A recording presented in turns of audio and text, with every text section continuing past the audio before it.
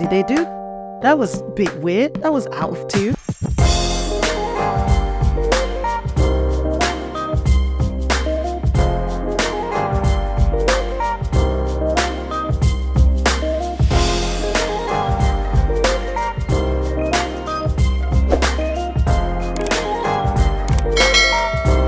Hello, my loves. Welcome or welcome back to my positive space. I cannot believe it's been a week already. Whew, time's just flying by.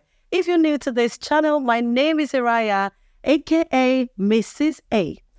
On this channel, we are on a journey of self-discovery to become our best selves. So you are very welcome to hop on this train every week to enjoy some good fun and learn some really good stuff for everyday living. Check-in time. I am so thankful for summer holidays. As promised, this is the second episode of our topic on emotional intelligence. Ooh.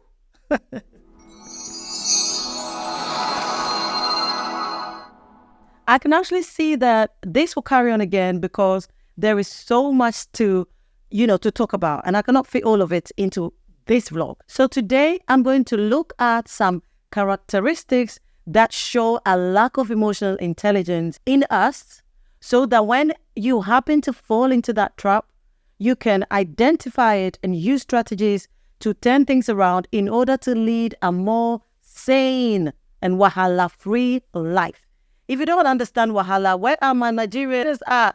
Wahala is another word for problems, troubles. I once listened to a preacher who said, when we wake up in the morning, there are problems that are already waking up with us. So don't create more for yourself. I always remember this anytime I attempted to cause, little trouble for myself, because it happens, I'm just like, don't create more for yourself. Anyway, if you have not watched the first part of this video, please find time to watch it. I would leave the link in my description. Before I dive into today's topic, I'd like to emphasize the fact that emotional intelligence is work in progress, and everyone's journey of growth and development will be unique. Some individuals might naturally possess higher levels of emotional intelligence, while others may need to invest more energy and time in cultivating it. So this is purely for us to learn on our journey. It is a no judgment zone, so please don't be hard on yourself at all.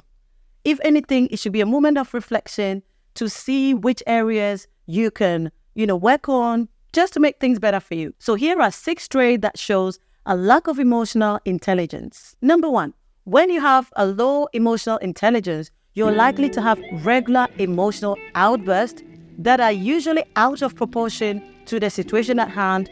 I'm sure you may have kind of experienced this in, different times in your life. It is the type that doesn't make sense to everyone around you. People are like, what just happened? That behavior is off tune. It's out of tune.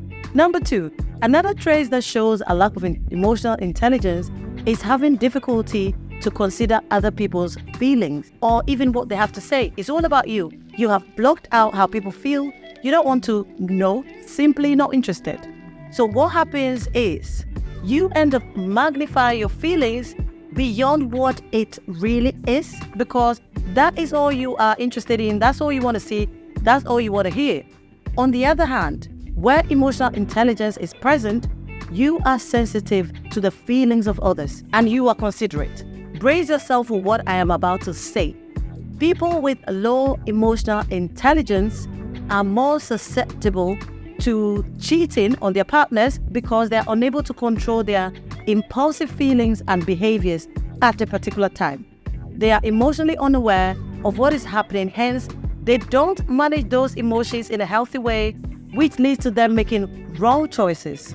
In the same breath, when people become more emotionally aware, they actually realize that they have made a mistake or they have made a wrong choice, and they regret for not being considerate to their spouse and begin to operate from a place of emotional intelligence. Therefore, they revert their actions to what is truly reflective of who they are as a person. I am not talking about promiscuity here. I am actually talking about a case where people have kind of slipped into a space where they are just low on emotional intelligence and actually do not control their emotions properly. Number 3, Becoming argumentative all the time is another trait that shows a lack of emotional intelligence.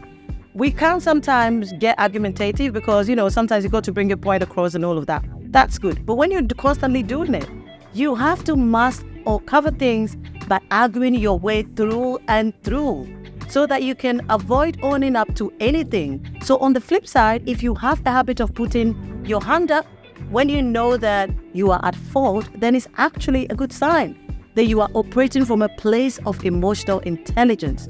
Some people are fully aware that they are in the wrong, period. But admittance, nah, it's like pulling teeth. Whew. Draining. Number 4, blaming others. If anything happens, it is definitely not your fault. It's definitely not my fault. Why should it be me? It could be anybody else. Never taking responsibility for your actions. It has to be someone. I see this as a sign of weakness as well. It shows that you're afraid to face the truth and be open and honest. Flip the coin over to the other side. If emotional intelligence is abundant, then you'll be able to manage your emotions and hold yourself responsible for your actions without blaming everything for your problems. There are certain people that will blame everything on anyone. It's literally unbelievable. Number 6, misinterpreting other people's behavior. When someone possesses low emotional intelligence, they tend to struggle with accurately interpreting and understanding the behaviors of others. This is due to their limited ability to comprehend and empathize with different emotions. For example, if a group of people are having a discussion, let's say one person expresses their disagreement purely based on their experiences or maybe their backgrounds. Whether their opinion appears odd or not, individuals with high emotional intelligence would understand that the person's reasons are rooted in their background and experiences, and they will respect that.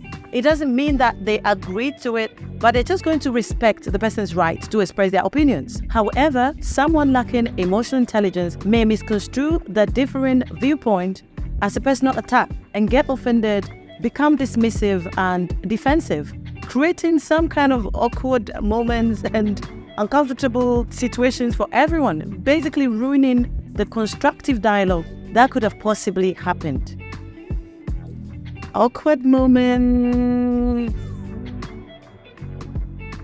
Last but not the least, individuals with low emotional intelligence face challenges in maintaining relationships with others because their inability to perceive and respond to the feelings of others may lead to misunderstandings, misinterpretations, and a lack of emotional support, hence straining their relationships. There you are.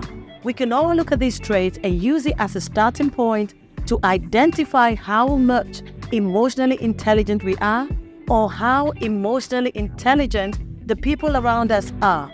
But don't be put off if you find that most of all the traits that I've talked about or even all of it applies to you, because none of us are perfect. And emotional intelligence is a complex and multifaceted concept that requires a lot of time and patience. Now that we've looked at what emotional intelligence is and the traits associated to it, I will be looking at its benefits and how we can level up by mastering our emotions or learning how to manage our emotions better in order to create sanity all around us. So stay tuned. Like and share this video. Stay in tune with your emotions. Enjoy an amazing week. And don't forget to be emotionally aware. I'm going to love you and leave you. Have a super amazing week.